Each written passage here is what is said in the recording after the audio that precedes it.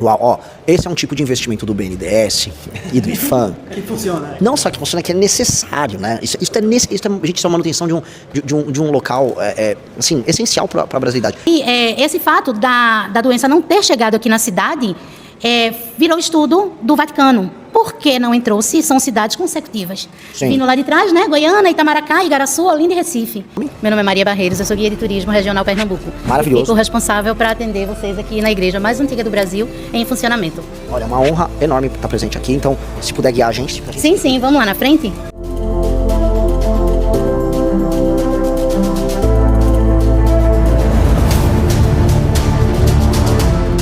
Estamos na parte principal da igreja, que é o altar-mor. É como conhecido, justamente como eu falei, o altar principal. Essa aqui é a igreja de Santos Cosme e Damião. Ela é considerada a mais antiga do Brasil em funcionamento. Ela é datada de 1535, exatamente 27 de setembro de 1535, que é quando Duarte Coelho ele chega aqui na cidade em 9 de março, trava uma batalha com os nativos indígenas da tribo Caetés, que já habitavam aqui o lugar, e em 27 de setembro do mesmo ano ele obtém essa vitória. E obtendo a vitória, ele ergue a primeira capela votiva dedicada aos padroeiros da cidade, Santos Cosme e Damião. E aí a igreja está em pé até hoje. Fizemos ano passado, dia 27 de setembro, 490 anos. Não só de igreja, mas também de cidade. Igaraçu, ela nasce a partir da construção da igreja de Santos Cosme e Damião e, consequentemente, Pernambuco. Igaraçu, ela é a cidade-mãe de Pernambuco. Olha, tô tomando aulas aqui, sensacional. O Duarte Coelho é um dos grandes homens da história brasileira. Um dos pais fundadores do Brasil, o Duarte Coelho tem que estar incluso nisso. Sim. E eu não sabia que, assim, após a vitória sobre os Caetés, a fundação da igreja, e que é a igreja mais antiga em funcionamento. Mais antiga do Brasil em funcionamento. A gente tem que lembrar sempre dessa parte em funcionamento. Porque, em se tratando de construção, ela foi a terceira construída no Brasil. A primeira em São Vicente, São Paulo, 1532. A segunda em Porto Seguro, na Bahia, mas a gente não tem uma data precisa dessa construção. E a nossa, 1535. Em pé até hoje e funcionando com casamentos, celebrações e batizados constantemente. Então tem missa normal. Missas normais, missas domingueiras, às 7 da manhã e às 19 horas. Todos os domingos, depois da primeira missa, né, que é às 7 da manhã, a gente já segue com palestras para os pais que vão batizar as crianças e seguimos com batizados. Em torno de 15 a 25 batizados por domingo. Isso. Muito cheio. Muito cheio. E não é só pessoas aqui da cidade. Vem pessoas de fora também batizar aqui na igreja, justamente por conta do título que a gente tem, que é a mais antiga do Brasil ainda em atividade. E a população local frequenta? Uma igreja que está viva em termos Frequenta sim. Essa é a igreja, tanto por ser a igreja matriz da cidade e tanto pelos padroeiros. Cosme e Damião, eles são padroeiros da medicina. Então, eles, pela história, né, fazem a cura trazem um milagre através da cura para doentes e enfermos. Então, todas as missas aqui, elas são sempre lotadas.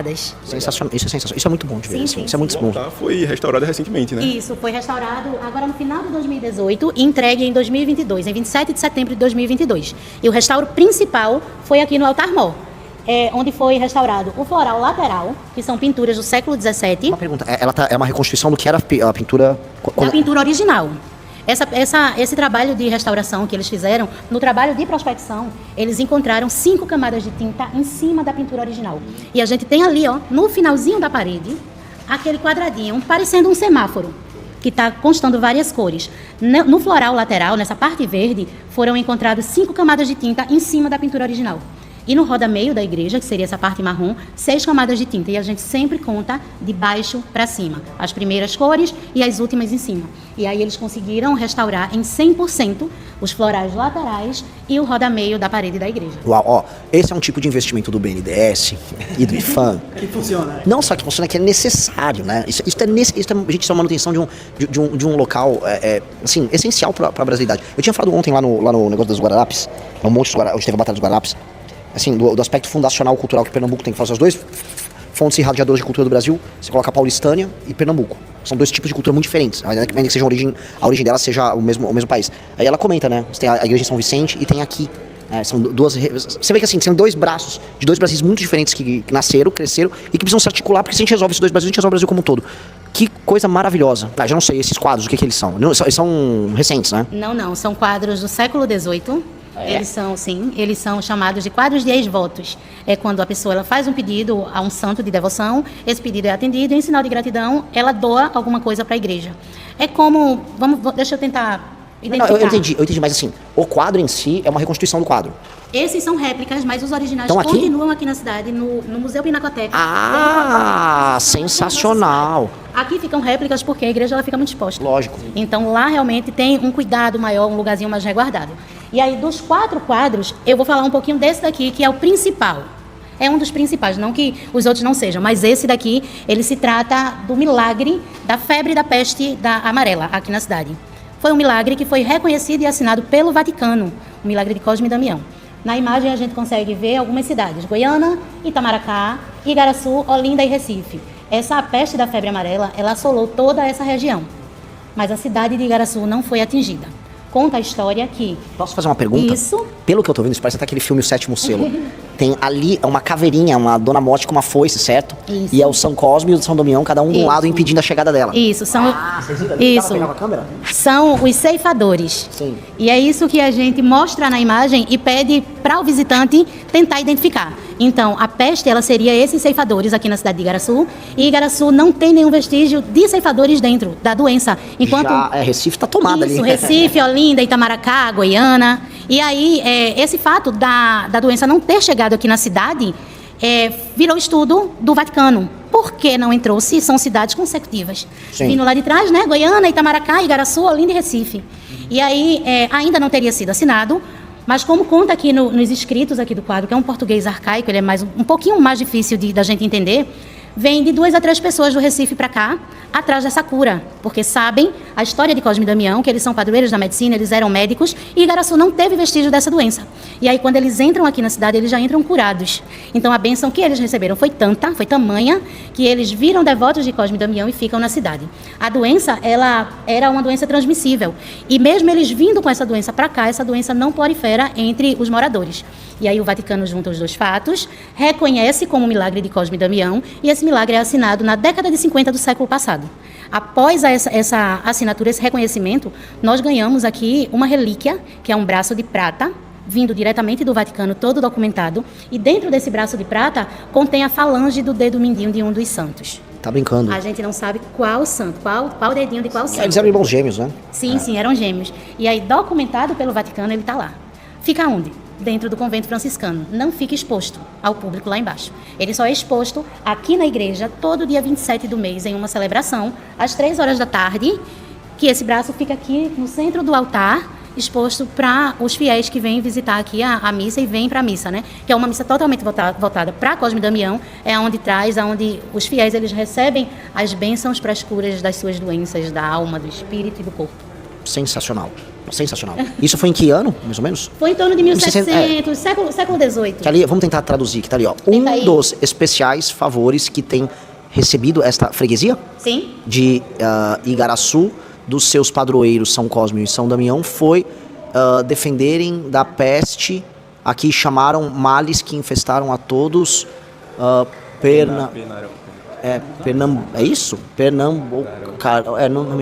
Couraram. A todo Pernambuco. É isso? Curaram. Não sei se...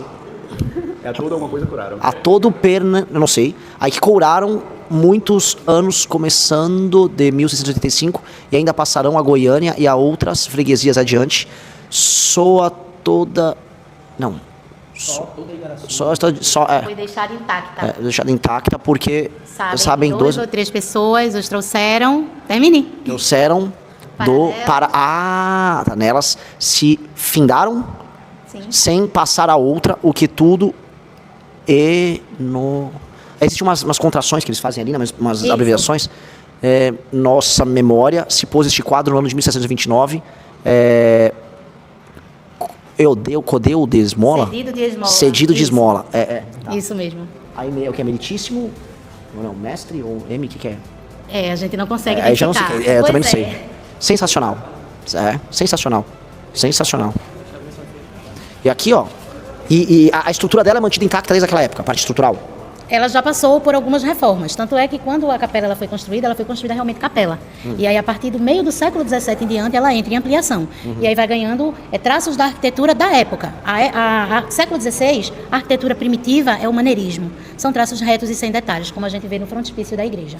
Meio do século XVII em diante, vai chegando o barroco no Brasil. E a igreja ela vai estar em ampliação, então ela vai ganhar esses traços barrocos, tanto no frontispício da igreja, como detalhes no altar principal. E aí o barroco vai perdendo a força, vai indo embora, vai chegando o barroco rococó, ou rocaille, como também é conhecido. E a gente também ganha esses traços. Original, da época do século XVI, a gente tem essas pedras aqui em cima, que seria por onde passavam o telhado da igreja antes da ampliação. E a arquitetura da frente da igreja hoje, que é a arquitetura primitiva. Aqui, por exemplo, também seria a da primitiva? Essa daí já entra como uma parte da ampliação, até porque era capela, né? Era fechada, era só essa parte. E aí na ampliação é aberta às sacristias. Essa imagem no teto seria o quê? Tá? Então, essa daí também faz parte do restauro. Seria o brasão central do forro do altar. Porém, ela não foi concluída. Pelo intervalo de tempo, né, que foi previsto para o restauro, eles encontraram a olho nu o brasão central e alguns traços arredores. A gente tem um quadro que mostra um pouquinho dela. Hoje a gente não consegue mais mostrar por conta do horário, mas tem uma legenda, tem vários traços na cor preta, que seria que eles conseguiam visualizar, os vermelhos, que eles viam através de alguma sombra, e os verdes, que no popular seria um achismo. Então seria muito achismo para construir o forro do altar completo. Então eles optaram fazer o que estava visível aos olhos, o brasão central, e passar uma leve camada de tinta branca ao redor, que quando a gente presta atenção parece até uma infiltração, mas não é. É porque a camada foi bem levinha, para caso aconteça outro restauro, se torne mais fácil para os novos técnicos com materiais mais atualizados consigam encontrar essa pintura por completo. Eu vejo que ultimamente os caras estão conseguindo descobrir assim, quais foram as tintas utilizadas nas estátuas que tinha na Grécia Antiga. Os caras acham a pigmentação. Então, umas técnicas que envolvem espectro, não sei o quê. Então, umas técnicas bem modernas estão pintadas. Você consegue adivinhar que aquelas estátuas que tinham na Grécia, em Roma, elas não eram de mármore. A gente fica imaginando que todas aquelas construções de mármore, elas eram cinza, né? A gente tenta imaginar sempre a antiguidade como cinza. Isso. Elas eram multicoloridas. E o tipo de pintura que eles usavam era muito parecido com a pintura de arte sacra. Que elas tinham detalhes, tinham diferentes pigmentações de cor. É chamado de têmpora. Isso, que eram feitos justamente através de materiais da terra. Açafrão pegava aquela cozinha amarela, o coloral pegava a cozinha vermelha, a gema do ovo, então era tudo vindo de materiais praticamente que orgânicos mesmo, para ser feita aquelas tintas. O Brasil era assim também. Justo, e serem pintados. Aqui a gente não tem, a gente tem essa técnica no convento franciscano de Santo Antônio.